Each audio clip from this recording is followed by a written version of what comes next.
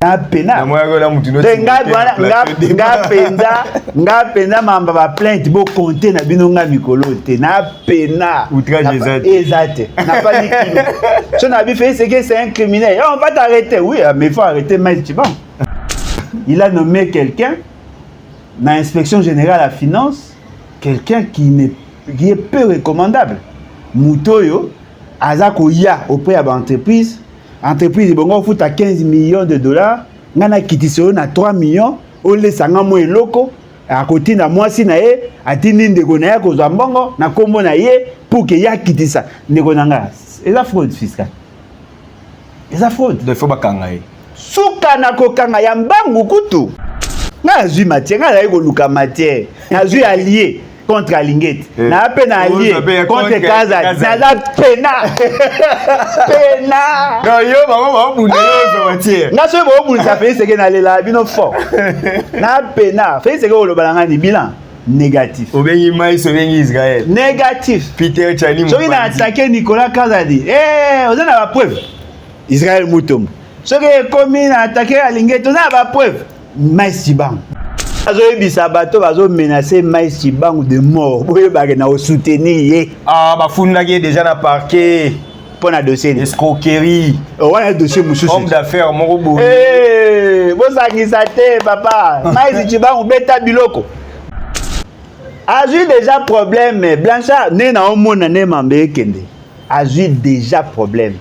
Et loko, ils ont livré. Ils ont dit que ils ont intentionnellement violé la loi, mais la justice n'aura pas le pouvoir de les sanctionner. Parce que pourquoi nommer Batebe? C'est justement pour répondre à des déshydratats, à des exigences. Il y a bateau au bazar, bakonzi na bango, parmi bakonzi na bango, il y a maman, papa, cousin. Parce que depuis comment qu'on dénonçait qu'Alingeti travaille avec ces gens-là, apparemment Félix c'est qu'il l'aime davantage. Est-ce que vous avez une dénonciation? Mouto a bandara dénonciation à Lingeti Maramwana.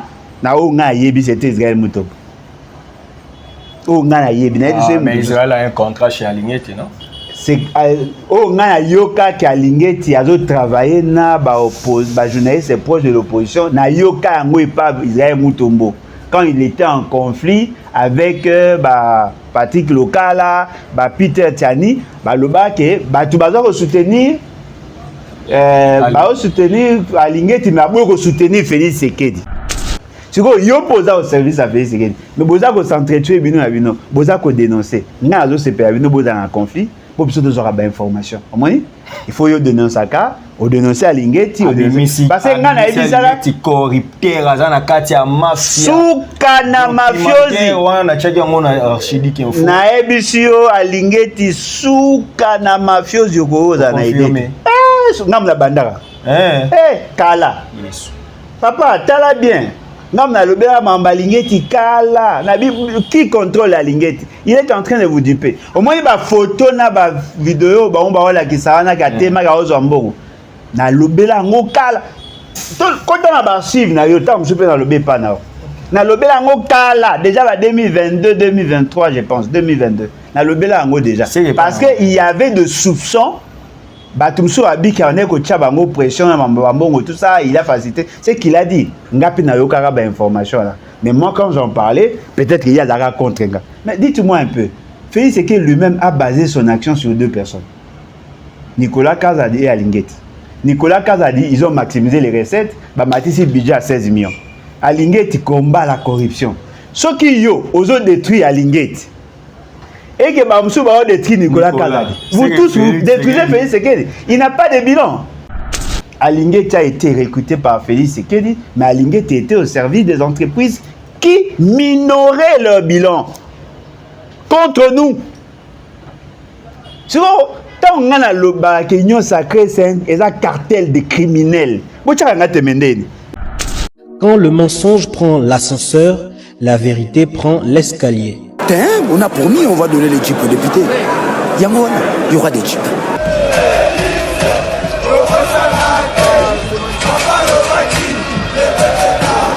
Notre ennemi c'est le Rwanda, FRDC, Boumaï, Munguna Nabiso Kagame, Congolais, Kangaï, peuple Téléma, banguna bakoti la mukati kama mpima tali politiki songisaki bomoto dans le kolo ndenge kwei na maboko banguna tozala bomoko mutu moko tiako pundela Congo soki biso moko te tona nyongwa mutu te noko ezapona peuple bunda mwana mai ezapona yona ye ezapona ngai ezapona Congo ezapona Goma ezapona Ruchuru kiwanja bunaka puissance ya liloba eleki ya lisasi mbote na bino nyonso bozwi libakumalamu ya kolanda Archidic Info boza ebele partout dans le monde bino nyonso bolanda masolo politique.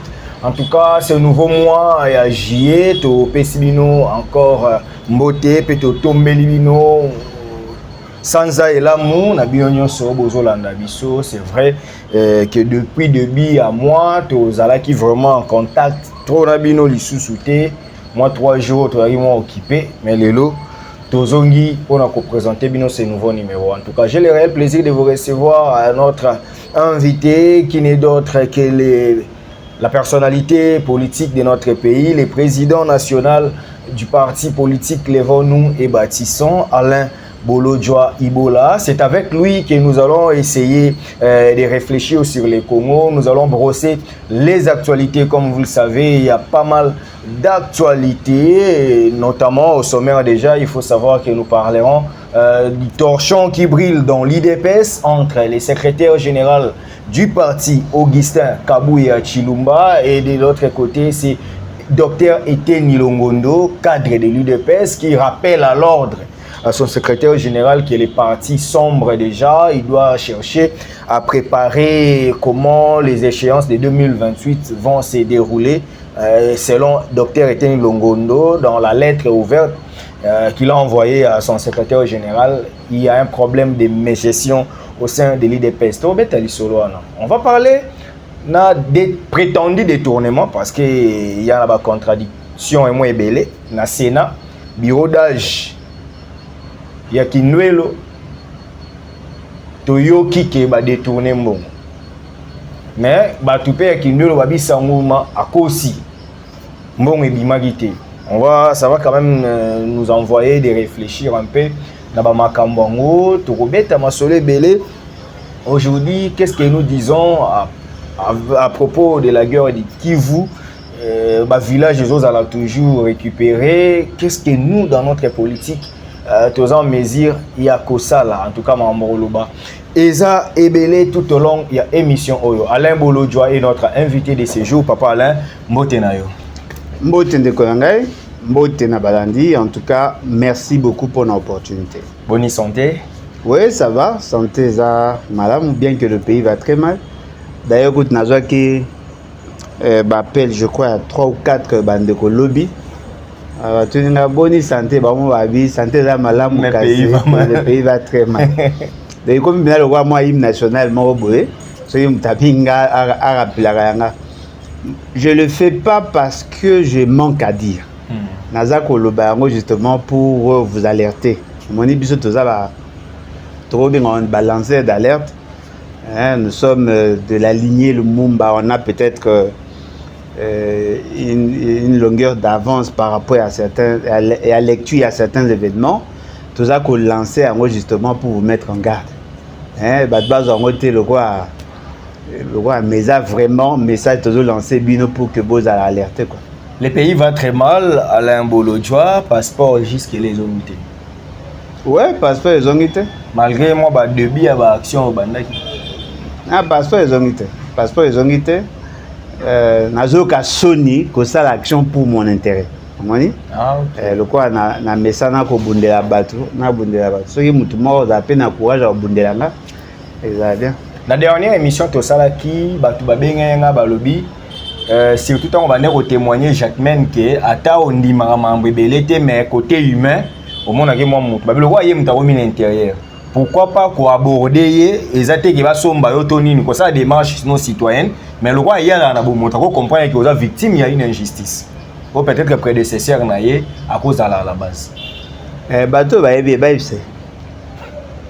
Pour ceux qui ont lu comment va faire ata soki ya ko za na intention na te. Et ko da ba moni Alain Bolodjoa côté na ministère intérieur, bo moni wana zo luka musala pak bazu ba tchina les autres. Ils sont par moment bonanga ba con. ils sont par moments ridicules et ça là que Maramso Latina moni namona Franck Diongo azo attaqué Félix Sekedi a attaqué Kabuya Siliki aleki na terre vida écoute yo Franck Diongo wana ko ye pa nangana sungayo tout ça on est pas biloko wana et ça là que Mutaza na courage à approcher ba tout ça il y a un type bino le en opposition professeur de Vos qui t'a rappelé Kabuya ba cote ça ba ner olia na Faden House il faut zaga mutaraso pour ça biloko il faut zaga mutaraso vous pensez que ndenge za na biso de l'air pas ba tout vraiment et puis bah biloko net biloko à olia moi je vais pas rappeler parce que na kola na ici ko ba 4 5 6 ans pour nanga na ko rappelera jamais na ebi ba même se fane d'ailleurs tu étais venu manger chez nous. Chez moi, ça ne passe pas. Même mes enfants ne diront pas.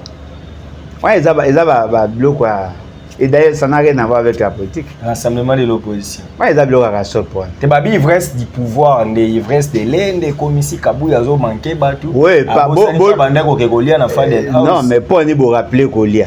Abosa est en Wandai, Azaki n'a pas ça, n'a biso na Faden House. Pourquoi rappeler Blocolia?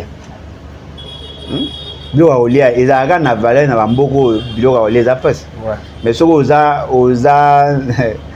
moi je ne peux pas rappeler à quelqu'un à manger. Hein? Là, je ne le ferai jamais. Hein?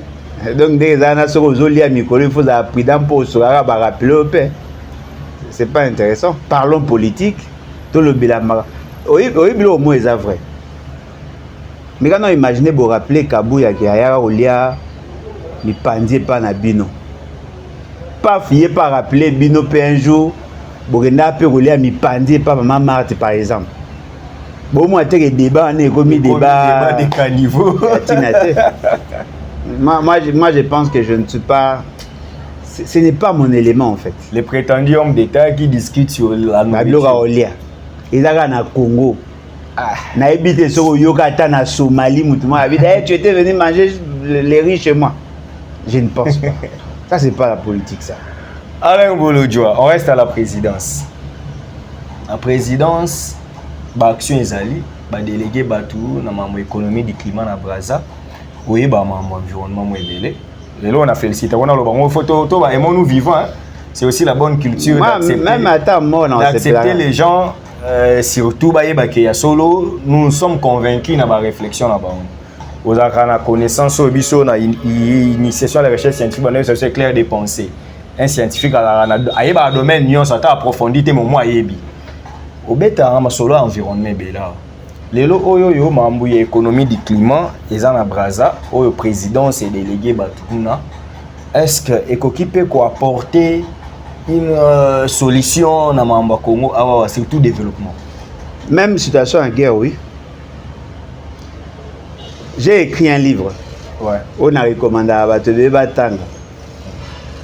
Mutumo yabisinga mais papa nous sommes en une situation d'occupation yozo betaka masola forêt na kanika amis na vie oh mon Dieu mon peuple périt faute de connaissances. Tout ce qu'il y a aujourd'hui dans le monde tel que nous sommes là est lié au climat. Tout ce que nous avons comme crise aujourd'hui dans le monde est lié au climat. Ya liboso l'industrie est ça lié à ce que accentuer l'émission à gaz à effet de serre. Un forçage radiatif. C'est-à-dire qu'on a augmenté la quantité à gaz à effet de serre et mettre en mal l'atmosphère, la température moyenne et qui s'est mis et ça va de 2 degrés Celsius et c'est une abus maintenant pour recadrer nos actions. C'est l'industrie qui a produit les gaz, c'est l'industrie qui doit trouver des solutions. En ce moment-là, il faut tout migrer, tout ce qu'on appelle le source d'énergie propre. C'est-à-dire que tout la transition énergétique.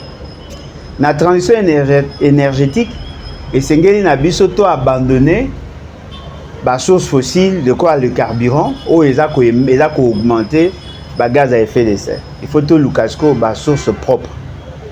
Dans la source propre, il y a certaines matières essentielles, notamment le cobalt, le coltan et d'autres éléments où ils ont stabiliser les pièces, où ils ont permettre la production et énergie, et puis conservation, et puis il y a transport et énergie.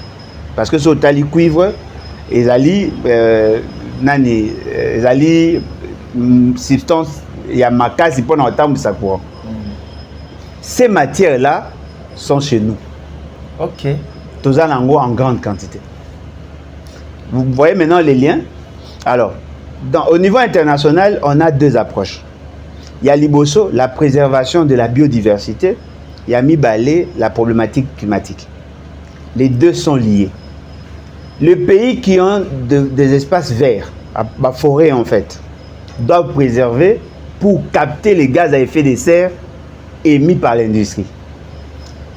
Et deuxièmement, les industries sont appelées à trouver des solutions par rapport à la réduction à gaz à effet de serre. C'est ce qui crée maintenant le marché carbone. Okay. Et ce marché carbone est aussi là que tous les États ont droit d'émettre des gaz, mais à une condition, de dépasser la quantité ou de déclarer raté dans Kyoto.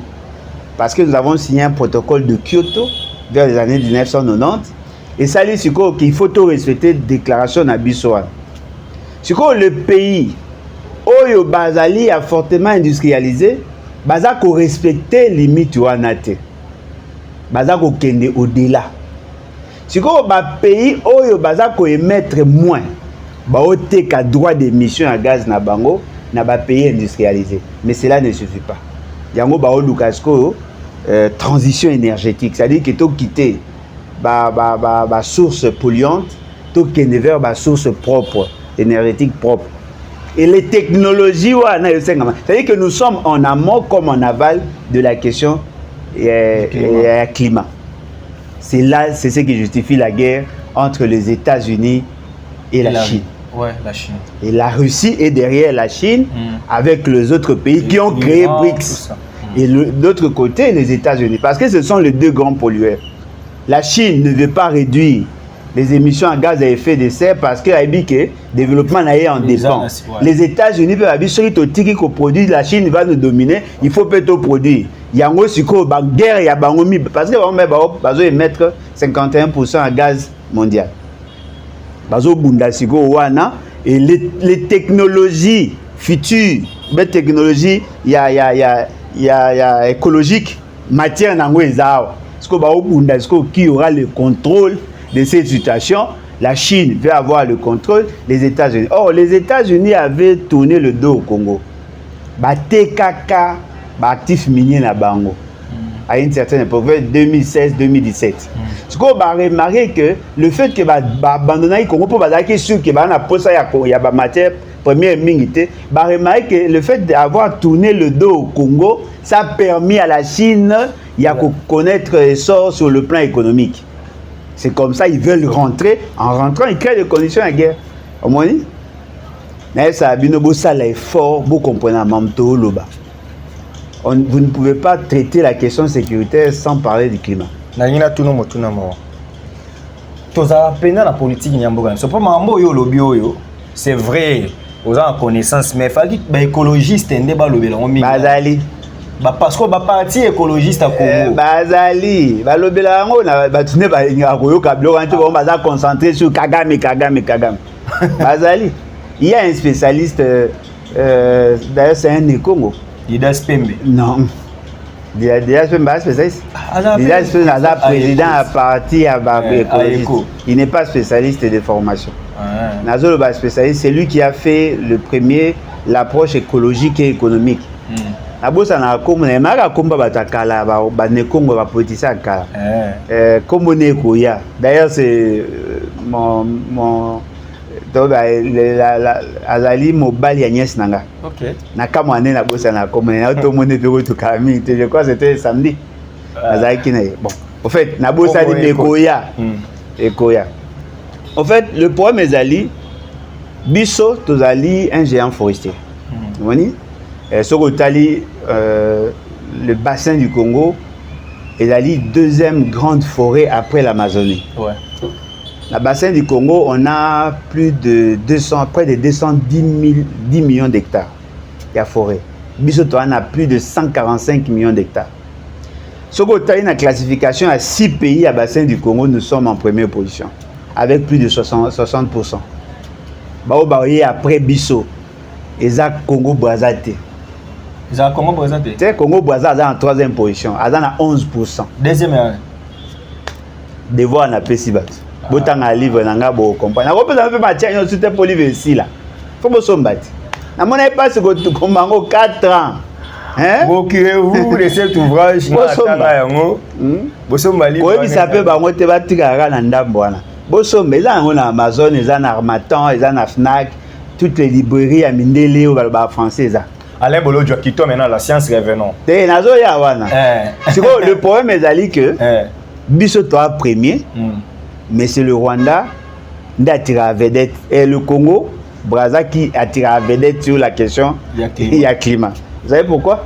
Parce que quand j'en parlais, dès lors que la question Rwanda est comme épineuse et que nous n'insistons pas, nous ne mettons pas en place de bonnes politiques pour que tous soient première place dans le niveau du bassin du Congo, il nous sera difficile de bien négocier. Comment ça se fait que le Congo-Brazza qui organise tout ce qu'il y a comme activité liée au climat ou toutes les activités liées à Maï, c'est le Congo-Brazza qui en parle. Au lieu que parce que nous étions distraits. C'est que le Congo-Brazza a une notoriété internationale. Il parle de nous sans nous. J'étais surpris de voir lancer une invitation à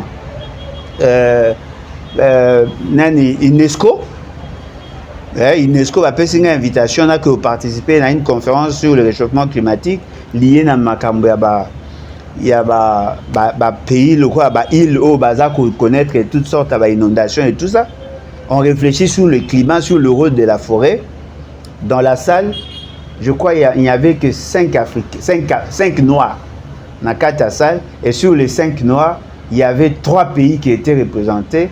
Et l'Ouganda a pris parole au nom de l'Afrique. Ça n'a pas. Bobi passe na yogata. Nga moko na gata sal. Na Paris na nini na UNESCO. Pour UNESCO za la kuna. Nga moko na kata sal, nga moko congolais.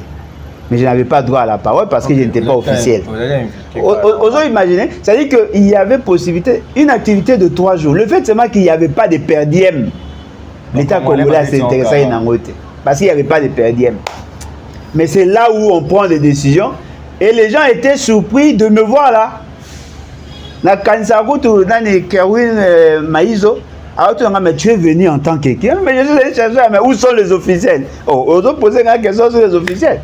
On n'était pas représentés. Et pourtant, nous devons être représentés partout parce qu'on ne peut pas parler du réchauffement climatique sans parler de nous.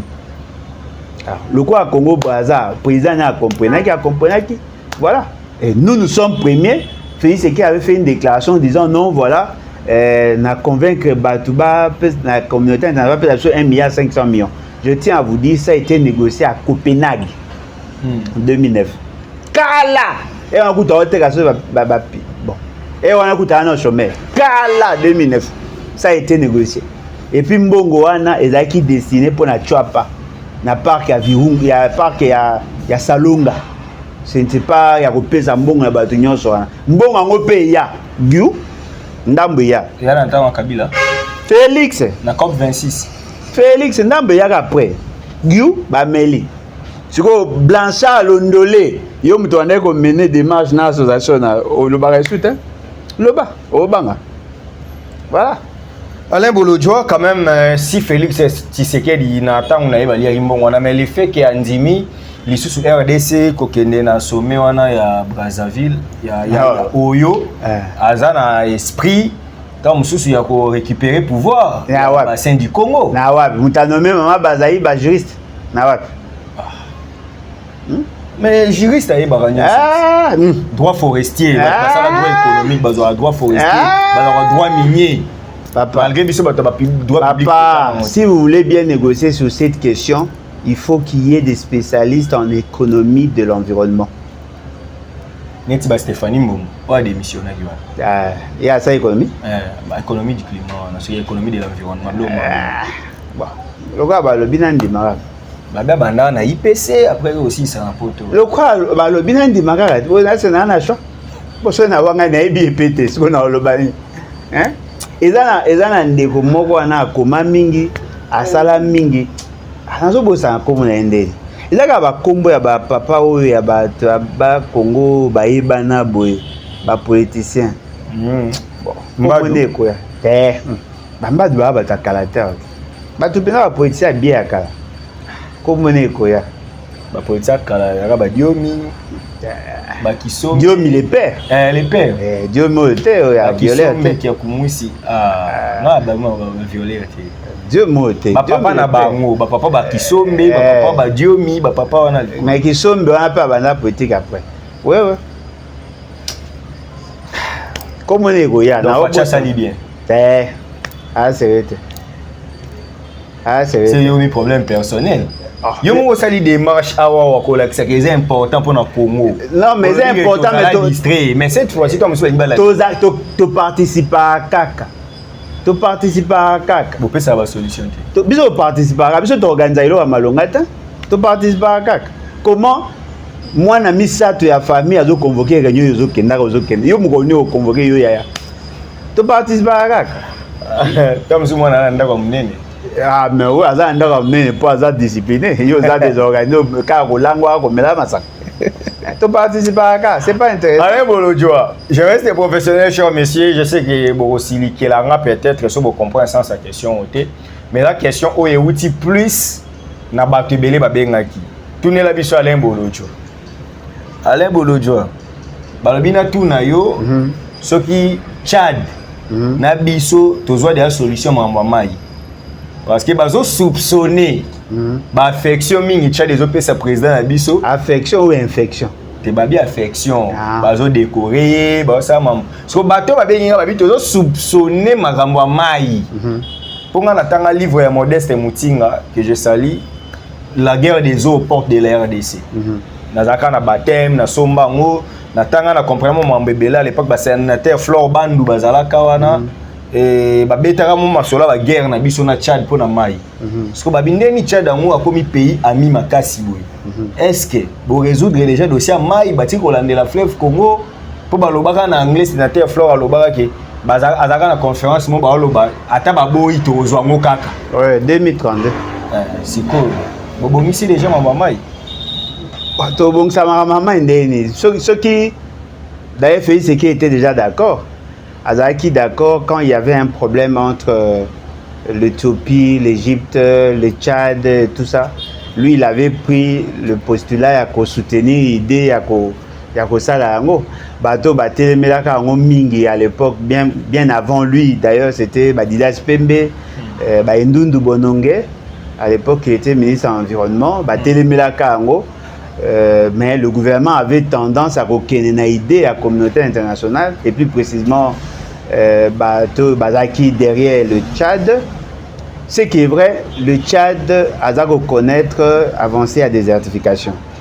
Lac, rivière, Nabango, Bani, Nabango, ils ont la difficulté parce que ils ont un problème d'approvisionnement, débit à maï, quantité à maï qui tire makasi et puis pluviosité. Et j'ai moi un problème du fait que il n'y a pas de phénomène naturel, il y a vaporisation et tout ça, et ça a une incidence sur les restes. Mais attention, tant que vous avez un biso et que vous avez na esika o bango baza ko envisager c'est-à-dire na katikati ya mai soit bakozwa na fleuve Congo soit bakozwa na rivière Mobaimbongo soki bazui na Mobaimbongo boye baki ya 3 pays o baza impliqué ya Congo Brazza RCA na RDC ou biso tozali impliqué pour que to kabolaka na bango oui ça aura une incidence soki ba ken à niveau ya fleuve ba une incidence pourquoi? Parce que Barossa, système à pipeline, ils vont commencer à pomper de l'eau à partir de notre rivière. La biodiversité sera mise en mal chez nous. Okay. Pourtant, on pomper maïs. Il y a d'autres espèces qui sont.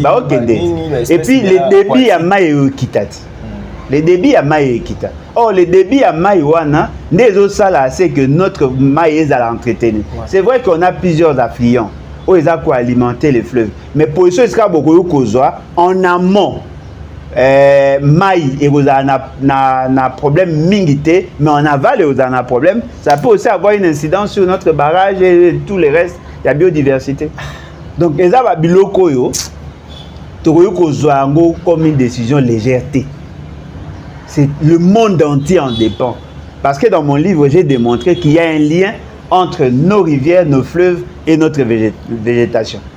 Ne pensez pas que les a fait Moroboué. Moni pluviosité na biso ezo dépend na Maïwan. Au moni nani matiti na biso za na biso ezo dépend na Maïwan. Ceux qui maïza na problème, bandete belé ko kufa, tant que ça ko kufa et ko faire avancer les certifications. Nous ne devons pas chercher à trouver des solutions aux problèmes au-delà de nos moyens.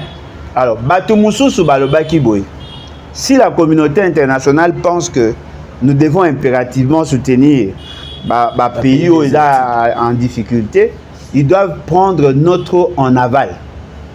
À partir embouchir, parce que maïs se déverser dans l'océan, ça change la nature, il y a maïs, à partir à Kuna, pomper. Parce que là, on n'aura pas à perdre parce que même on te perd à moi. Bazoango, na souka, il y a fleuve. Ceux qui ont un moyen de faire, c'est mal on négocie. Mais attention, ça a un coût supplémentaire parce que la distance est bakissa. Alors, le quoi va mindele ba pompaka, ba biloko des kilomètres et des kilomètres, ba maïs traversés. Bah ça là, on a marqué pour que tu préserves ce que nous avons. Et puis deuxièmement, dans notre constitution, pour que cette décision-là soit prise, ça doit passer par référendum. Ok. Donc le changement de la Constitution est un impératif. Et en gros, Moni va insister sur le changement de la Constitution. Alain Bolodjoa. Afin que éviter qu'on ait un référendum. L'émission, malheureusement, l'émission, comment vous avez mis votre émission, ce sont des questions trop importantes pour la RDC. Mboka diriger na bateau pépriste. Bazo zongo na aspect wana donc changer constitution pour tout kamai. Pour que le peuple a la pouvoir de décider sur maramba mai pour ceux qui toquent na référendum net Alain Bolodjoa kozaka vivant ceux qui ba bominga te na kosala effort mutu nyonso ala voter contre. Et bon ceux qui ba na kadima. To lei. Non, bora sa moté. Bolami pena kadima. Bolami kadima na Mosaka. Avec kadima tout est possible. Bolela qui les là gars la souka. Papa. To beta réalité. Au-delà il y a côté à Koseka. Toye bango les générations futures ont droit aussi de trouver la forêt. OK. Hein? Au moni né toza na quantité na biso a mai, richesse nationale hydrographique. Il y a des eaux conditionnées forêt. Attention, ceux qui mboule ebeta soute, maï et konda. Bon mon a été na période elanga, maï fleuve konda. Bon mais parce que imaginez les eaux betali soute. Toza kutu na période mbula, maï toni na balabala na pompe maï ezate. Bon so maï yango ezai soute. Maï le nini au fait c'est qu'il y a au même la biso pour toi nous a maï. Hein? Maï kutu à forage ba ibi mbo. C'est tout clair, la solution est que tout est kama yuanati. La solution est on n'a pas droit à côté que l'eau est la génération future. Okay. C'est simple. Donc il faut tout bouillir. Deux, tout ça n'est la droite. La science scientifique plutôt, bah comprendre. Tout ça on appelle dans le langage politique. Donc il y a ça batu, bandi mato pesa Tchad mai to baboya.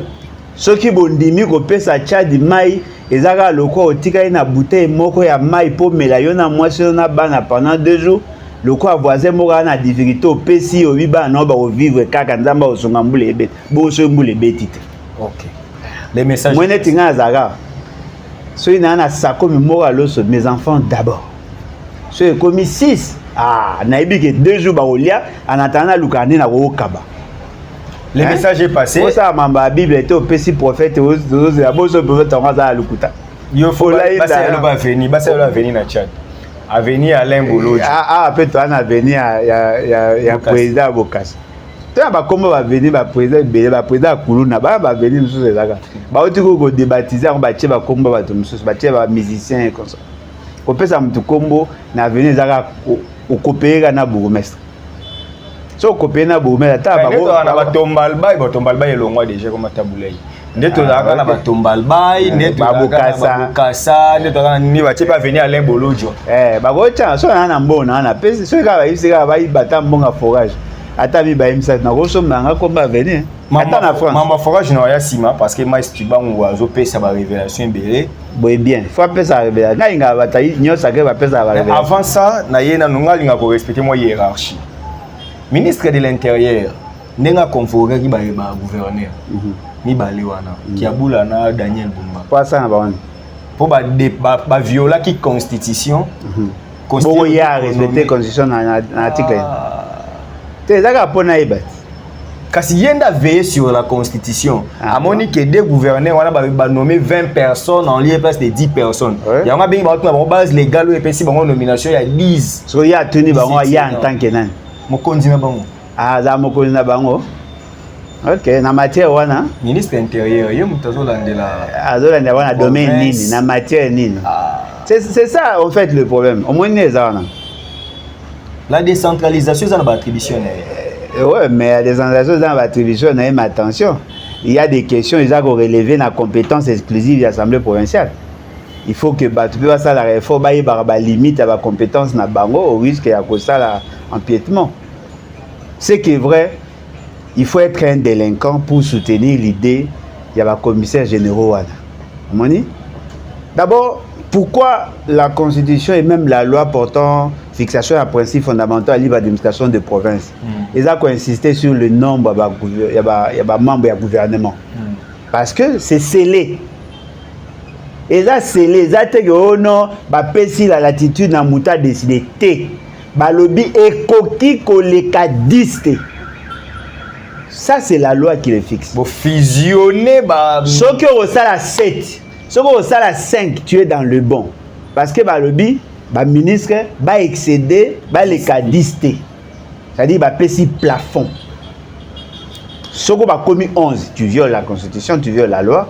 Ce qui va commis 12, mais à combien plus forte raison, va commis 20. Le ministre et le gouverneur, le vice-gouverneur et les ministres provinciaux.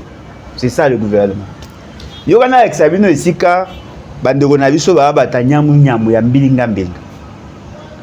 commissaire spécial généraux ana bazaba membre du gouvernement. Bazaba membre du gouvernement. Or, le gouvernement provincial est plus de 10 cités. Et puis ba membre du gouvernement ba ministre. Ba commissaire. C'était une invention et là qui forme un fantasme et pour que bah élargir le spectre na bango. Pourquoi l'État avait réduit le nombre il y a pas plus de 10? Parce que dans le niveau de la province, le ministère Moussoussou ils ont joué un rôle, il y a très d'union entre la province et le gouvernement central. Par exemple, la question intérieure. La question intérieure, dans l'aspect de la population, ils ont la compétence à la province, mais l'aspect sécuritaire, ils ont la compétence au gouvernement central. Tant que tu as pour kata la politique, ils ont dans le secteur. Binosko boye, bokaboli. Bokaboli, bosali commissaire. On a pas un exemple à Kinshasa. Notre frère Junior Nembalemba, Aza, commissaire général chargé à l'industrie, énergie, tout ça. Mais il y a un ministre qui est là-bas. Parce que tant que les divisions vont fonctionner comment? La division va travailler, mais il doit faire rapport à l'autre ministre. Va changer tutelle, et comme ça crée un dysfonctionnement, non seulement qu'ils doivent changer leurs entêtes, mais comme il a la difficulté à fonctionner. Et là, c'est grave. Un commissaire général, membre, chargé à porter parole du gouvernement provincial. Mais comment pouvez-vous expliquer? Comment pouvez-vous? Parce que le membre du gouvernement est ministre provincial. Il y a un commissaire. C'est-à-dire que le corps administratif. Alors, vous avez membre porte-parole gouvernemental ou un mouyaya. Moi, le dossier, na réseaux sociaux, notre frère Blanchard Mungomba a porté, bon, je ne sais pas s'il a porté plainte ou il a dénoncé. A porté plainte. Bon, wana est-ce qu'on est à Kebana, des fois, il y a qualité.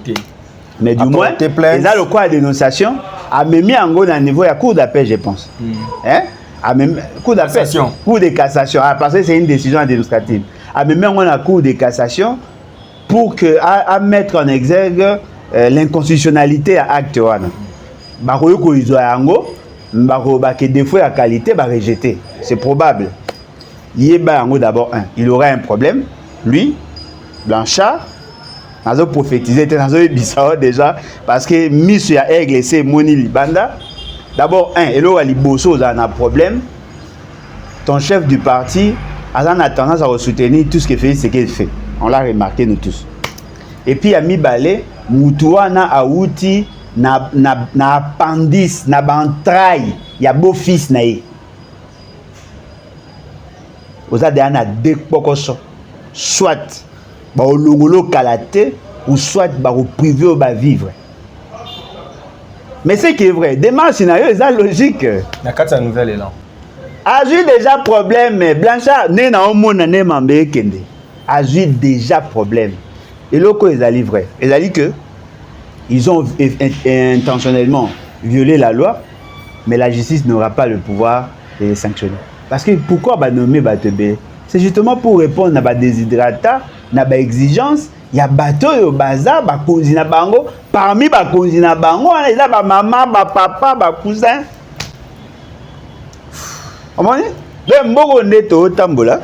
Les gens ne veulent plus respecter la norme. C'est comme le ministre de l'Intérieur à Bengi Bango. À Bengi Bango, pour la construire, c'est que moi j'ai remarqué. Moutoumoro va Bengaki, au lieu de venir répondre à l'invitation, il commence à aller d'abord chez Kabouya. Binosco na aide politique, non, na respecta qui mot d'ordre de Nayo.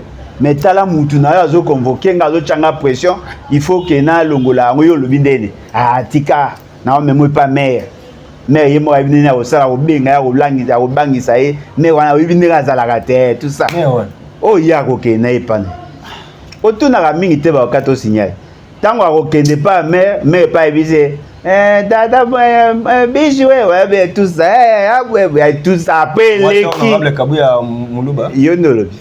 Après l'équipe, boyo kaka balobi après ouai. C'est fona luka komba mwasi akabuya.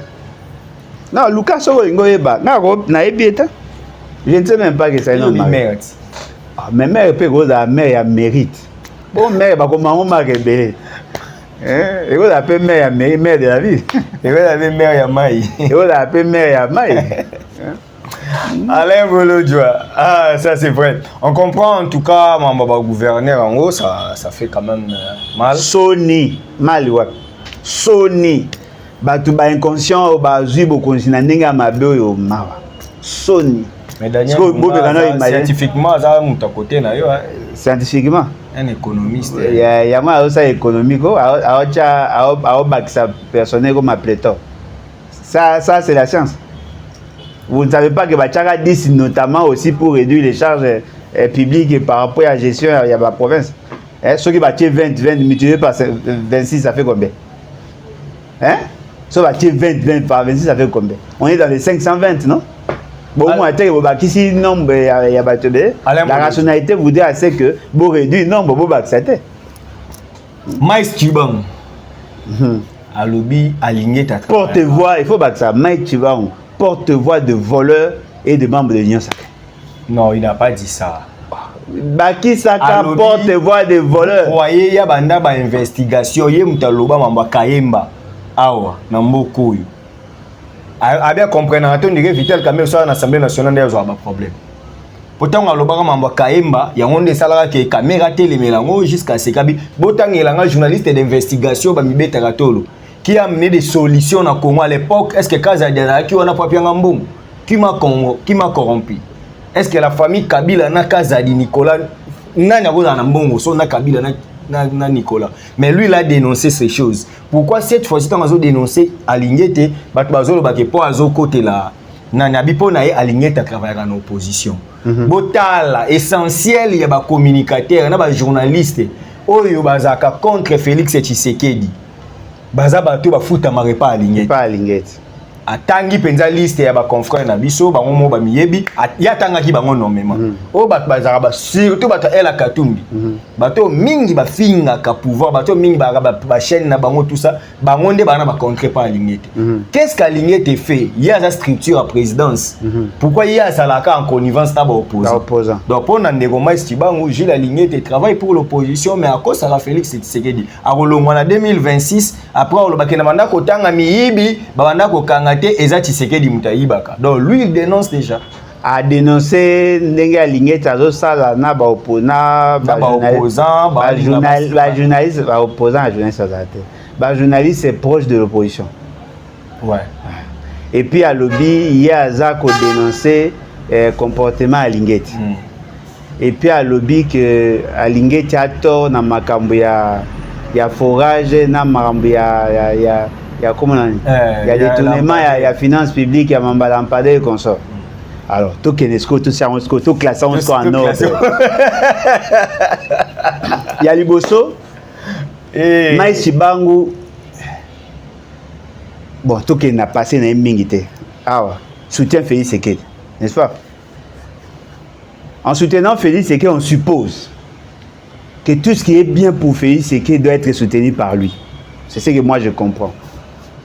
Que gagne Félix Tshisekedi si Mbongo et Bimi mais Moussara ne salamité? Il gagne quoi? Rien. Ce que ndengeni yo ozo soutenir Félix Tshisekedi, moboyi ko faire remarquer na Félix Tshisekedi que batu ba Bimi si Mbongo mais Moussara salamité. Yo ka elo mona place contradiction ça.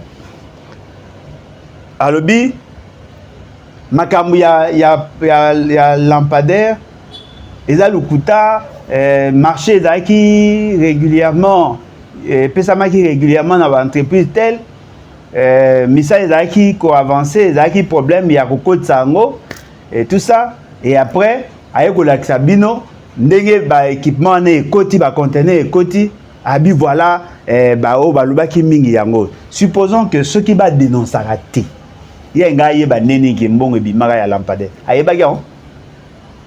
C'est grâce à Mouto à dénoncer qui nde ya ekoyeba po bato ba memeli ba élément pour justifier leur position et daki po ba yoki ke ba dénoncer qui ceux qui va dénoncer raté tonga peto ba te ke contenir daki na matadi. C'est grâce à la dénonciation ne contenir ça. Deuxième élément tant ba ekolakisa ke biloko wana ekomi après ba komi ko salati. Est-ce que Mouto a dénoncé que ça qui m'a bé pour grâce à dénonciation de lampadaire qui mis ça investisseur président Tshisekedi a sali 105 voyages na premier mandat. Ah ya le 105. Ah ya na ba investisseur ba roya ndenge nini ko ba communicateur à Lingete bango ba lobaka ka moyibi. Comment des investisseurs sérieux ba roya ko investir na mboko yo. Tika détournement à tout moment. Tika ka singana loba. Ya loba ko tikela ke. À vous. Na pesa ke penza temps et pe na pesa. Azui apesi bazui ba tche ba lampadaire. Ba lampadaire on azui bisaye pour ya so yu ba dénoncer et la kisi keza mabe ba lampadaire mingi ba tche ba marque wana ezalaka déjà na Kinshasa. Ba musu ba tchaka ngo même marque wana. Mais ce qui est surprenant ba place monsieur e ba inda okufa. Monsieur ezo pela na temps ba programme ki yango. Non côté monsieur e chamité même. Ezali. Parce que ata la sikoyo avant dénonciation na après quelle est la situation favorable? C'est la dénonciation. Au moins que la dénonciation et des pays c'est que azo à côte ba ki na ba lampadaire ba tchaki na côté avenir na biso ba longole bunge kenda. Au moins ba tchaka ba déposer ki ba poto na yumbu wana après ba longole ekenda na. Mais ba place muso ba zo tcha to mona na ba bumbu na ba tchaki ba côté muso ba lingi ba ocha. Monsieur Zokoufa me batté quand même. C'est-à-dire que la dénonciation est la ligne moyen pour aider Félix Tshisekedi à atteindre ses objectifs. Mieux au combattre. Yami Balé, le coût. Ata soki batté. Est-ce que l'État, par rapport à la situation, n'a les lots, il va bimisa $5,000 par lampadaire? Yami Sat.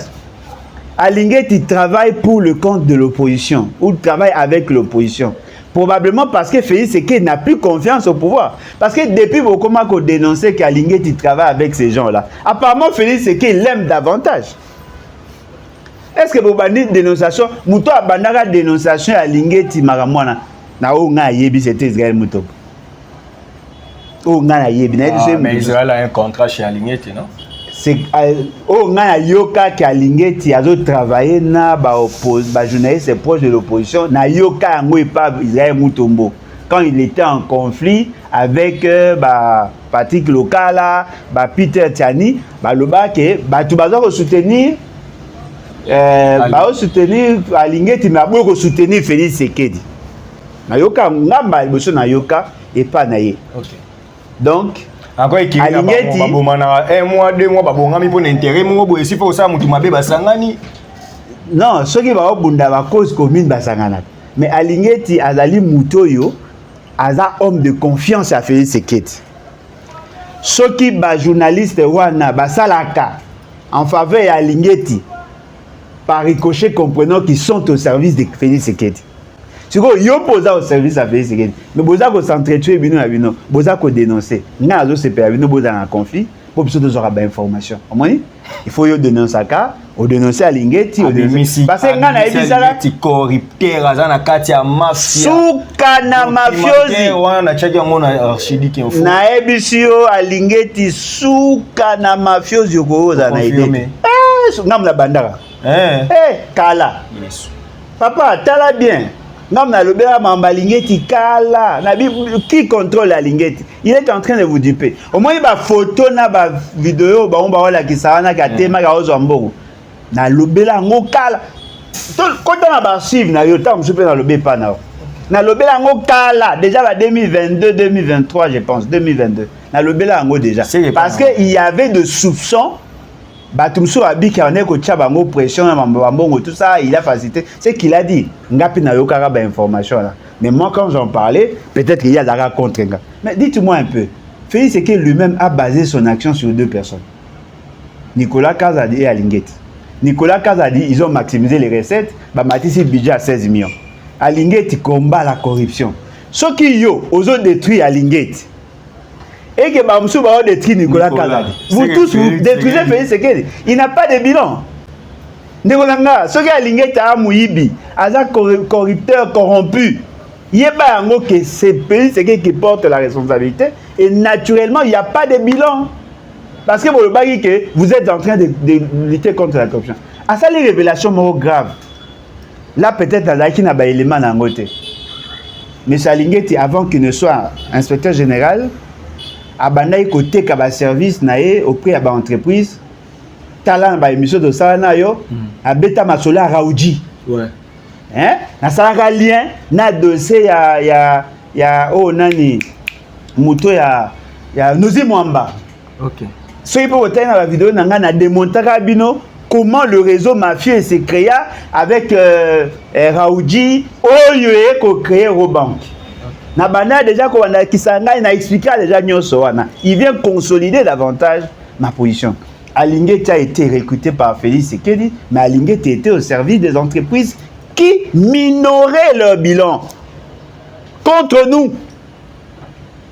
Sinon tant on a le union sacrée c'est un cartel de criminels. Bocha nga temendeni mais maïsi nani Chibango a confirmé ango. Kuna Israël Mutomabi, Moutassa, il y a 16 milliards de dollars, c'est un voleur. Yo Lobby, Alingeti, c'est un criminel, il travaille contre l'État en faveur il y a étranger. Automatiquement, le bilan de Félix Sekedi tombe, je gagne. Donc yo, on a profité de la guerre, il y a Israël, il y a Maïs. Yango nazo bisabato bazo menacer Maïs Chibango de mort. Boye bagena au soutenir. Ah, ba fundaki déjà na parquet. Pour un dossier escroquerie. Ouais, un dossier monsieur. Homme d'affaires Morobo. Eh, bosangisate papa. Maïs Chibango beta biloko. Bosangisate. Aza escroc, oui, maramusus. Toyokana bien. Toyokana. Au moins Maïs Chibango ndenga za. Soka aza escroc. Il y a escroc. Soka aza escroc, a escrocaka mundele maramo beaza maramba mwasi, soka yibara batu tout ça. Ça, c'est autre chose. Nga zozwa o ya lobby bo démontrer nga ka kosi alobi azana modus operandi ya Alingeti alobi yango na landi yango na document na partager yango nga na partager yango nga zui matière nga la ko luka matière na zui allié contre Alingeti. Na pe na allié contre Kazadi. Na pena. Pena. Non, yo maman bunda yo matière. Na so bo bunda fait ce que na lela bino fort. Na pena. Fait ce que le balanga ni bilan négatif. Obengi Maïs, obengi Israël. Négatif. Peter Chani. So il a attaqué Nicolas Kazadi. Eh, on a la preuve. Israël Moutom. Ce qui est commis a attaqué Alingeti, on a la preuve. Maïsibang. Na pena. Nga pena mamba ba plainte bo compter na bino nga mikolo te na pena. Outrage exact. N'a pas dit qu'il. Si on a bien fait c'est que c'est un criminel. On va t'arrêter. Oui, mais il faut arrêter Maïsibang. Il a nommé quelqu'un dans l'inspection générale à la finance, quelqu'un qui est peu recommandable. Moutoyo azako ya auprès de l'entreprise. Entreprise bongo fout à 15 millions de dollars, ngana kitisi na 3 millions, o le sanga mo eloko, à côté na mwasi na ye, atindi ndeko na ye ko mbongo na kombo na ye pour que ya kitisa ndeko nanga. Et la fraude fiscale. Et la fraude. De faut bakanga ye. Suka na kokanga ya mbangu kutu. Oui bon ba kangete. Ouais. Aliara na bat. Moi c'est ici tu vas tomber. Il faut na Félix c'est qu'il faut quoi. Ah, Maïs Azolo Félix T. Ah, yende Maïs Azolo Azokosa papa. Azokosa. So moi ba ofinga moi impoli ba s'adresser na mobote. Azokosa. Ah oui, si nous aimons Félix Tshisekedi. Et si nous aimons le pays, qu'il réussisse. En tout cas, on doit chasser Alingeti très vite. Yoka dont j'étais invité. Non, ouais, mais ça est bien nga lolinga ba élément. Yende conclusion des atinate. Si vous dites à un enfant qu'il est impoli, cela sous-entend que ses parents ne l'ont pas bien éduqué. Hein? Si on finit moins impoli, on finit baboti. Ndetoloba qualis pater qualis filius. Yondo loba. Tel père tel fils. Te biso ba latiniste. Binot, nga la latiniste hein? Yo ça commercial. Na zape na ça commercial nga ça mathématique. Ah. Eloko eza vrai ezai que ndenge to kende na pena. Oh, c'est pire. Ma casse. Entretuez-vous. Bomi Boma. Bomi Boma. Mais départ Nicolas, quand même. Félicitations à Israël Moutom. Kitoko. Nous avons soutenu Maïsibang. Balongo la paix à Lingeti. Après, nous avons soutenu Pepe. Balongo la Félix Sekedi. Oh. Soukana, article 64. On les a soukate. To luki ba stratégie le bid non. Il faut que tu utilises ka bangomo ba s'entretuer. Papa. C'est quoi to banis ko IDPS. Ce que tu vas dire IDPS. Nakata IDPS pe gege wana. Kitoko. Tetoya IDPS. To bani déjà. Israël. Na simanae, tomoni ba Peter, ba Dou Jésus, tomoni ba tunyonso ba lia mbongo alingete contre Nicolas. Côté au père Nicolas, tomoni Maïs, tomoni Timothée Lenoir, tomoni John. Na Timothée ba liara. Na, y a pas kumi à côté la Nicolas. Yves Bouya. Azoli a bien te. Ba Yves Bouya. Yves Bouya na moni penza. Aromi kana kanyika Nicolas. Oza pour alingeti ndeni. Yesa nonga. Il faut la moi ngana se pe apwani. Bitumbe bali au sein de l'union sacrée. Bisoté. Ba momoko. Bon, entretuez-vous. Bomi bo mambangu mbangu nga ozwa ba mati. Augustin Kabuya lobi. Comment docteur était ni longondo. Asimbi munduki ala ine innocent. Boki peta simi mundu ki mo ba tinda tirer ebine lokote. Dozo betara masasa ndelo bazo utiliser yi. Tout ça parce que donc il est mentalement instable. Ce n'est pas ce que moi j'ai dit quand même. Non mais c'est ce qu'il a dit en sourdine. Il faut savoir lire entre les lignes. Ba simbi si mundu gazo tirer na ye azana innocent, c'est-à-dire aibi mamota, il est inconscient. Incapable. Inconscient.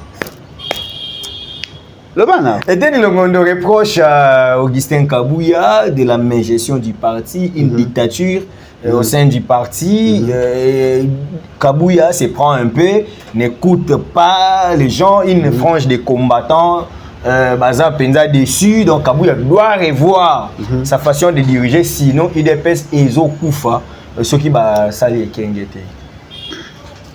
Zambé Sunga, il dépêche Koufa pour que le pays soit libéré. Baramen.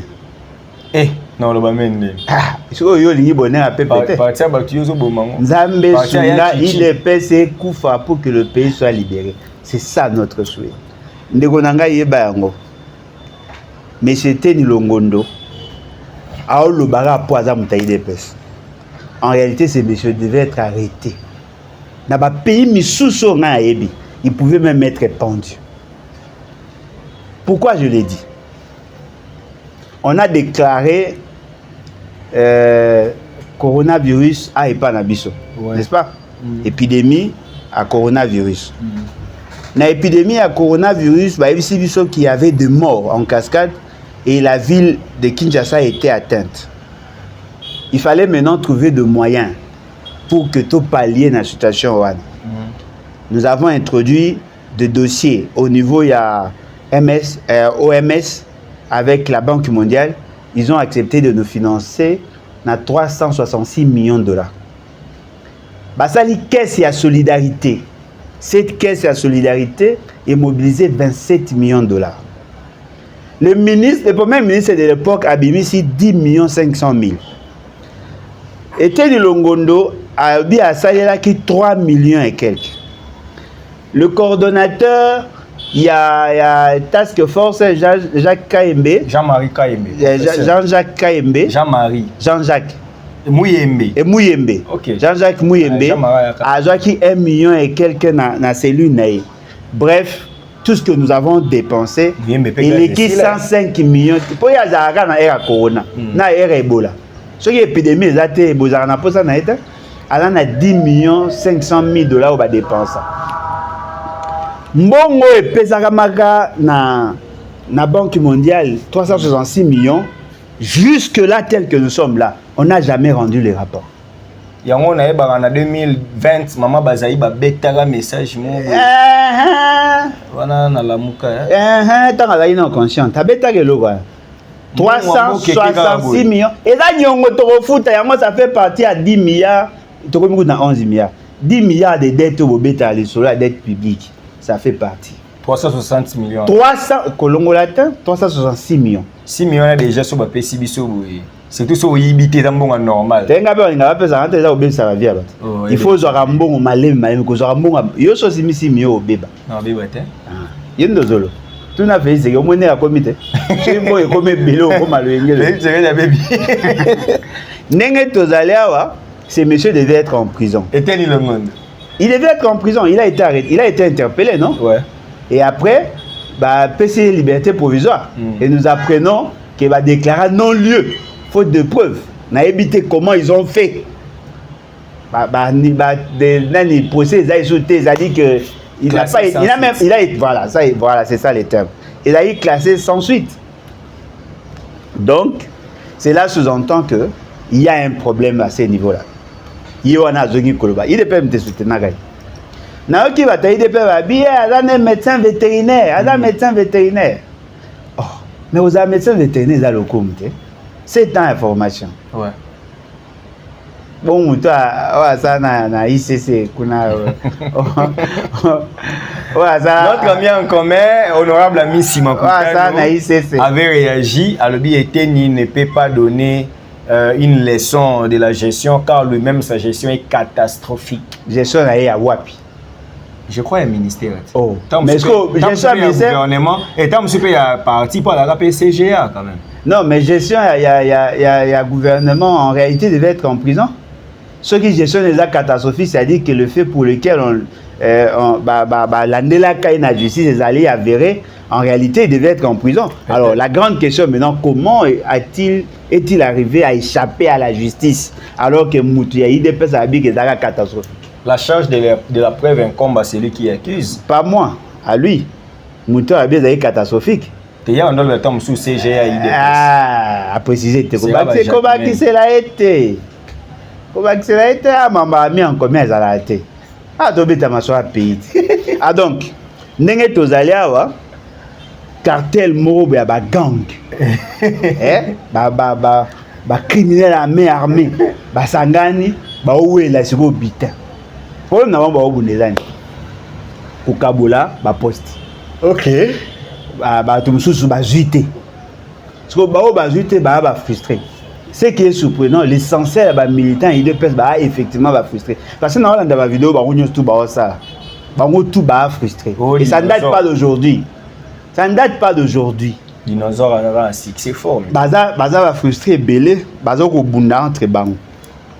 Sikoyo ba lobby na Kabuya abongisa gestion na ye. Kabuya siliki. Oh non, mutu wana azoyeba makambo azoloba te. Baza ko utiliser. Siko banani bazo utiliser. Il faut la bataille sacrée. O bazo sepela na Kabuya. O bazo sepela na Kabuya te. Est-ce que batu wana bana droit ya ko manifester te? Bana droit. Po ani ba on va manifester te. Po ba obanga. N'est-ce pas? Ba obanga. Parce que ndenge za na ngaso ebisinga ke fezi ga sa likambo. Na na posa intermédiaire te. Na posa porte-parole te. Na oloba. Parce que na ebi que c'est mon droit. Ce qu'on va utiliser tel le mot, on va jusqu'au métaphore wana, alors quoi moi me qui va simse mundu qui va beta maebi na marambute. C'est-à-dire que bateau va combattre Kabuya, baza ko banga yango ba PC te ni po ya signaka.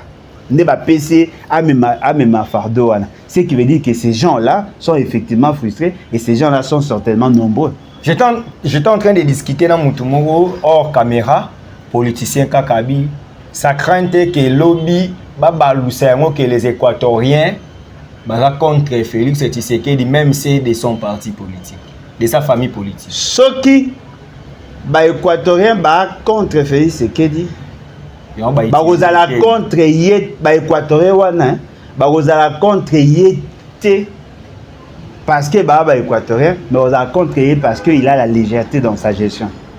La grande question qu'on doit tous se poser, comment Kabuya est-il arrivé là? À pas mal de ça, Bobo Sana, est-ce que Ponaki est de manière régulière? Deuxièmement, le dernier congrès va organiser les Arabes quand? En 2017. 2017. En réalité, va organiser un congrès chaque 5 ans. Il faut en 2022. Pourquoi va ça y congrès en 2022? On a préparé l'élection. Mais bon, congrès, il va ça y en a cadre. On va préparer l'élection. Bon, si vous avez va ça y te point. Amoni? Bato toute sa vie mito ya famille Tshisekedi. Ba boyi ba organiser le congrès parce que Félix Tshisekedi ne fera pas partie. Alonga président. Alonga président à parti. Ba lingi éthique à la flou, ba jouer le plus piètre d'entre les militants et de peut ba wana. Le quoi yé c'est moné zaka ba kanake ba photo ba tanga ba komone na TV il est là. Na ne sengo makasi. Nzamba sunga partout ane kufa. Ekufa, il dépasse Ekufa. Bon s'entretuer. Bon bien c'est qu'on a. Bon remarquez que na comme na moi c'est comme Nicolo. Bon s'entretuer. Tu sais émission qui sérieux on se pour dépasse. Sous Makas. Na bondi plusieurs années pour il dépasse Ekufa. Et ça la taba. Oh ene Makas. Et ça la taba 20 ans hein. Je me souviens mission je vais en 2019 pour ça oui mukobouye ba m'envoyer des personnes. Ekufa. Parce que plus baza ko s'entretuer. Non, dites-moi un peu. Ba équatorien ba contre IDPS. IDPS c'est un parti. IDPS n'est pas une tribu. N'est pas une province. Pourquoi toute une province peut être contre un parti? Non, contre une personne. C'est qui? Tshisekedi. Ah donc les Équatoriens sont contre ethnie. Ok. Même ceux de sa famille politique. Ok. Ils sont contre lui parce qu'il est... Peut-être parce qu'il n'est pas équatorien. Ah ok. C'est-à-dire que les membres de l'IDPS sont équatoriens, ils ont droit à chapitre parce qu'ils sont équatoriens. Ok. Bon, on va casser ça dans ta province. Na tunika akasia dans ta province. Yabino. Le gars akasa ça wana mukola koloba ke le parti ont fonctionné beaucoup lié à la province. Babi pe retourner à membre eteni o ekoki pe ko na répercussion sur bango ba Pour l'Équateur, bien, aussi. Le roi Bino Bogenda vous soutenir au nom de l'Équateur et qui vous détruit, il veut vous détruire au nom de l'Équateur. Ça serait une bonne chose.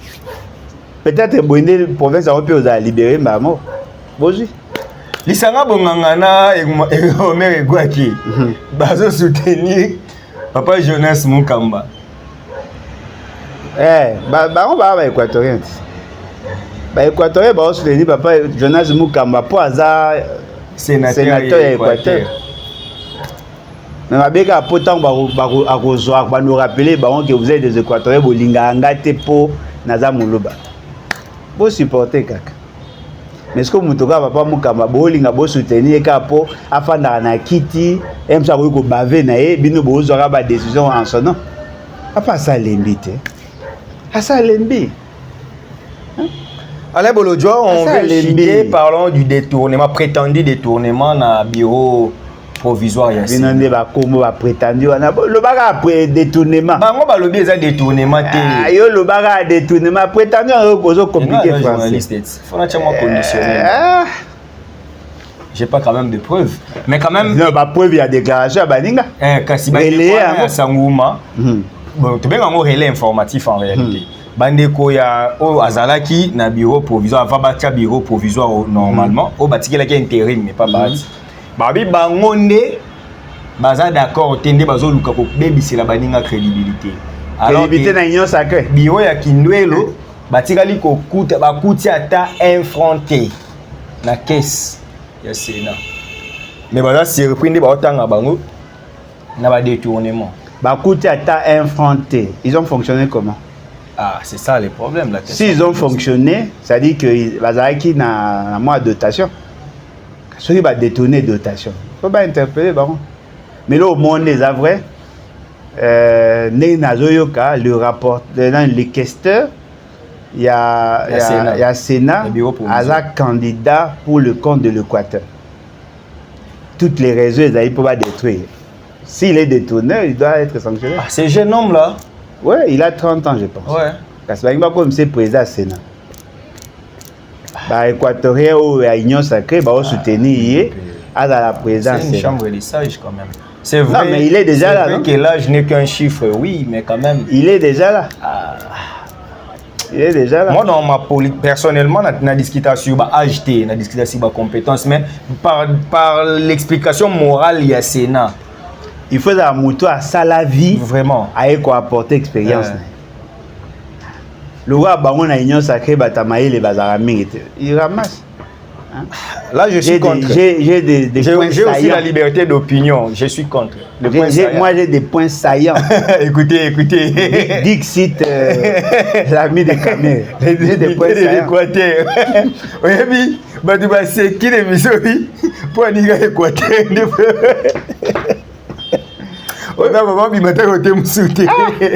Et la sonne, une province est formée par te belé, mais bateau bazara mise en vedette zaka bat mora ya kebake. Province ba bomboko. Yoga komba gouverneur Bobo Boloko Bolumbu. Maman. Biso bato mesana bari Thomas Lokondo, to mesana ba ve mokolo ampombo, mesana bato to moto kiti ju.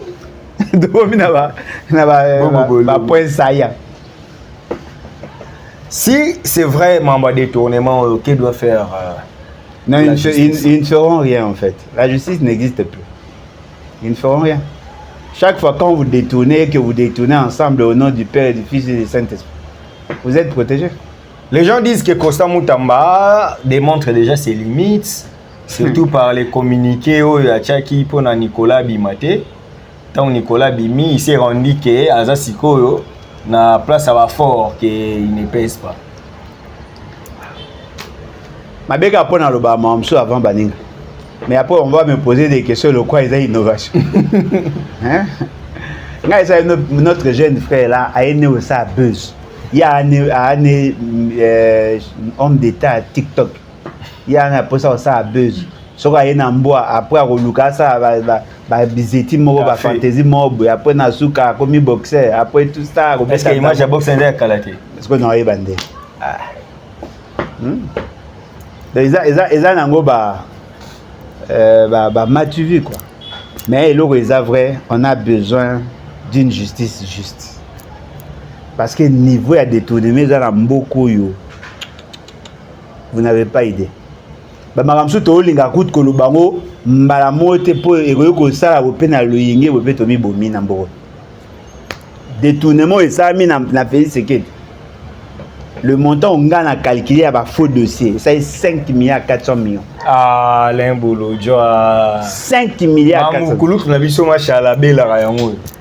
Problème est na oluke attaque ça beaucoup. 5 milliards wana ya biko to ya dollars. 5 milliards 400 millions ngana calcul. Na poser la question mo. Tant ba ngaki ba no tchaka fufu na mapa.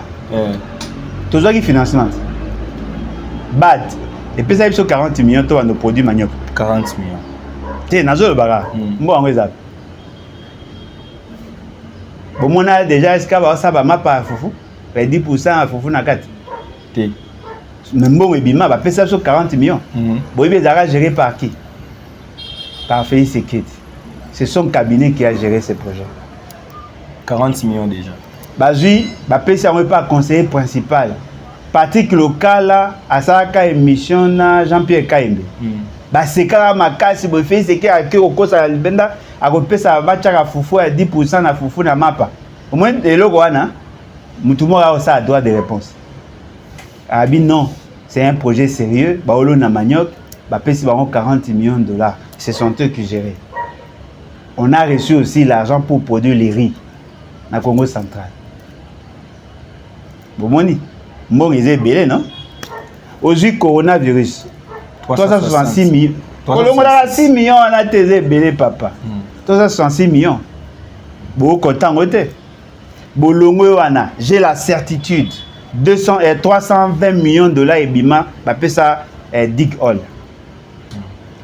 Olongo wana centre financier papa okolemba centre financier 358 millions j'ai à francophonie 330 millions nako c'était bino autant on a calculé 5 milliards 400 millions l'argent difficile à retracer 5 milliards mais c'est tout un budget non quand au beta masola il y a 5400 km de route. Vous imaginez un groupe de bandits, de voyous. Bah on les gars la esprit. Bah détourner on a 1 million théo bah kaboli 5 milliards. Bah combien t'as 200? Bah combien t'as 200? Maman mo côté para Juma, OK, papa mo côté Abibwa, côté Mususu kuna côté ya Ngwele. Bah ka batuana nde ba olia. Na ba bimpumbulu na bango ba batindela biso. L'argent de la République est en train d'être dilapidé. Mais, tu vas faire des kim. Ce qu'on veut, c'est la justice. Hein? Gloria Senga, tout le monde passe à gagner. Mais Mouto a créé passe à tirer. Vous avez un normal, oh, bien en justice. Et puis, vous faites un abinoté, vous avez. Vous payez visa à finance. Abani maman va déclarer ça. Eh ngai, papa, tu ne vaux rien. Oso mériter l'autre. Ba tu au couteau pour ba salir yo davantage. Doudou Famba. Ba tu wana souka na aventure. Ba ministre misu ba otonga ba bi ayamba ba collègue niti wa ministre a changer mbala mo commune orgueil ebele pa ebi ke so mi collègue abengi to musu so senga mbongo pona secteur na donc non mais il maîtrise quoi ce monsieur? AFC il vient au foot à partir du 28. Ouais. À partir du mois d'août. C'était à partir du mois d'août. Ah, à partir du mois d'août. Mais est-ce qu'on est connu au foot après les 30. Après les 30. Ah, ok. C'est à partir du mois d'août. Ok. Réseau des années. Ah bon, c'est maman. Il faut la préparation. Est-ce que ça y promet sur un point? Pas mon idée que techniquement on réussit. Ah. Ok. Et ça l'a rappelé, ce que le ministre des Finances a donné votre téléphone. Tiens, si on a commis ministre des Finances dans un bon gouvernement, on n'avait pas un matin, on combien. Ok. Si l'administration comment fonctionnait bien, et ça va lettre na lettre puis mais côté on a pas baloba babina ba lettre écoute ndé fanda non. Va aibo commenter. Té so ba tindi lettre. Correspondance. Au vanda. Réponse est été. C'est ça il est. Ah, m'ta je pense. Té ba tongira bon non ma cause aga m'ta idepes po ba ba commenter mingi ba te ba bité ka ebo commenter ba be atanga répondre ndé ba touté ba collègue ba ministre yo yebine ka ebo comment pas répondre yo yebinde na ebo comment pas répondre yo yeba te quand même azana cabinet ah le cabinet on a ça tché pour cabinet na mi za ba Nicolas Kazat effectivement et casse parce que Kabuya lobaki bazela Kabuya Oh, même pas c'est là tinda ba liste ya batu ba ozana ba cabinet. Kabu ya komi na gouvernement. Tout celui qui est ministre issu de l'IDPS, to ba mosaïque. Ba ko sa cabinet te soki kabu ya tindi ba kombo ya bato yo ba ko travailler na ba ministre te. Ouais, mais siko yé phase ya team ko kabu ya comme après. Non, c'est-à-dire ba ozela ba kombo. Komba ngo ezoya te. Deuxièmement, est-ce que boyebi ke lokwa kombe ezoya te bato bazana ba ko travailler ba oza mbongo. Eza beaucoup conséquence ya wana. D'ailleurs, bato bazaki ba batanani. Ya Nicolas Kazadi bataka ya nani? Ba o gagner. IDPS et a le quoi cancer des seins. Ordonnance fixant les attributions. Il y a un Sabino, hein. Moni bato IDPS ba alikama. Allez lire. Allez resuivre la lecture et ordonnance. Cette ordonnance-là existe déjà. Ils ont fait référence à cette ordonnance-là, fixant le job description de la membre du gouvernement dans l'ordonnance nommant. Et ça m'a dit. Vu l'ordonnance et tout ça, le gouvernement fixant les attributions, et ça m'a été, mais la sali. Donc, des bazar bongo bago nommé na bango déjà ba cabinet de balingi. Mais bah sali déjà référence et na ordonnance et à dimanche il y a gouvernement à calme. Et ça là. Mais nga azaki ministre mo wa ibisinga bi ya mobali ibisinga bi tozela mokonza sala ordonnance à job description. Na ordonnance na bango déjà bacha. Et ça là té. Vous changez la dénomination, l'appellation à ministère, mais vous voulez garder le même job description. Est-ce que ça va? Mais il y aura un problème parce qu'il y a certains ministres, certains ministères. Oh, ma compétence, là, bah, oui, l'homme qui est placé. Est-ce que ça va? Bato ba batami tout passe. Au moins, s'il vous plaît. Félicitations mon précieux, aux 8 mois certificat maternel déjà pour un bébé. Bunda. Bunda vous avez diplôme à solo papa. Et là que papa a commis premier ministre vice-ministre. Après aucun biotique, bah ça le diplôme mo, bah ça les rayons à couleur, il y a un en tête. Sonia Rola le bao, Roya sous Nambour na bisote. Ah, mutu passe bato. Ba konza biloko so ba terrible. Il faut retanga. On met en place le gouvernement, on fixe les job descriptions. Et puis le membre du gouvernement, bazou bache ba cabinet na bango et puis il commence. Si on est tout le ba cabinet. Na pese que exemple ministre des finances bazolo. Bato ba yibaki na Nicolas Kazadi. Bato ba saki mabe na Nicolas Kazadi. Baza lelo. Allez vous renseigner. Plus de 70% sont de même compte. OK. 70%.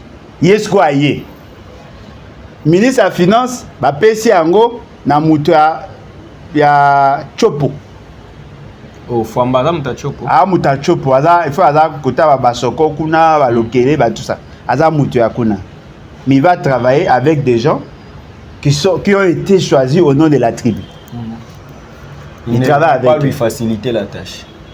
Ba rolinga nyonso ba étouffer ba dossier ya mabeo ba ba salaki. Bolongoli muyibi no botiki bato ba edaki ya koyiba ba travailler na nouveau muto aza ko bénéficier na chasteté. Elo wa malongi ko bimaka na Félix Sekedi te.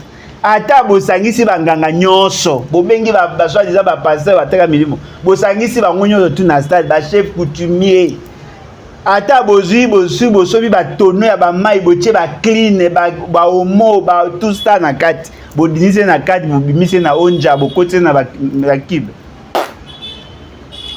Atato bengi prophète solo des nations. Solo incompétence, c'est que la cac. Atato bengi ya Denis, prophète des nations. Parce que nation est un combat association hein. Et attends dans la Bible, Dieu m'a j'étais établi prophète des nations. Il y a ça nègre ba business à TikTok. Bezwa pinta senga déjà pardon mais aussi bon nga beti ma sola pardon hein. Moya ça base. Est-ce nga na pardon insécurité. Ceux qui l'État comment insécurisé donc il y a soutenir la pays c'est qui en fait plusieurs services de bandero locaye selon notre conseil qui dit plusieurs services de qui à la recherche. Oui, mais plusieurs services pour aller. Selon voilà les on dit pour le bail que mamba Kenya Nzamba la kisi eke et voyant na Congo les 30 jours ba sambela tout ça et fa ki eh wane to moyoka bandela abi bien le bana abi allez la fatie allez là et les amis ba Nzamba la kisi eke bon wana ngala tika na mona vidéo yango te selon Batou ba relais kato ça relais informatif pour na Batou misu solo heureusement la année prophète mais sur la prophète ngala peut prophétie à moi bien que Mamba Kenya et moi tsunami peut ça à moi bien ouais pour que l'indiscipline s'arrête un peu il faut que un mot peut pas se prendre en charge peut pas revivre indéfiniment la paste to si c'est mission les ouais mais ça on a vu go bangi mais 4 on a bangi nini to sali déjà sur 1h25 ah OK émission écoute c'était Alain Bolodjoa je prophétise aussi bon prophète n'a pas improvisé vas-y n'a prophétisé vous prophétisez nini n'a prophétisé que Denis comme Denis laisse à prophétiser sur Marambo Mama Kenya de l'équipe qui m'écoute je prophétise Kenya de qui m'écoute c'était aussi notre souhait que bandeko bazana kimia malgré ba liwa kuna. Sur ce aussi, comme nous sommes à la fin de cette émission, je profite pour présenter nos sincères condoléances à un ami, un confrère, John Kabamba, qui a perdu son père. Ah bon? Oui, John est éprouvé depuis avant-hier. On a habité? Depuis avant-hier, John Kabamba, notre ami. Pourtant, je connais son papa. Ouais. Donc, son père est décédé. Et mes condoléances, frère. On est là. Mes condoléances. Nous allons t'assister. Étant un bon frère, nous allons t'assister. C'est bien, nous sommes arrivés à la fin de cette émission. Nous vous disons un grand merci de nous suivre. En tout cas, nous sommes très heureux de vous savoir nombreux et nous vous disons de partager cette émission, de liker, de commenter. Appelez-nous.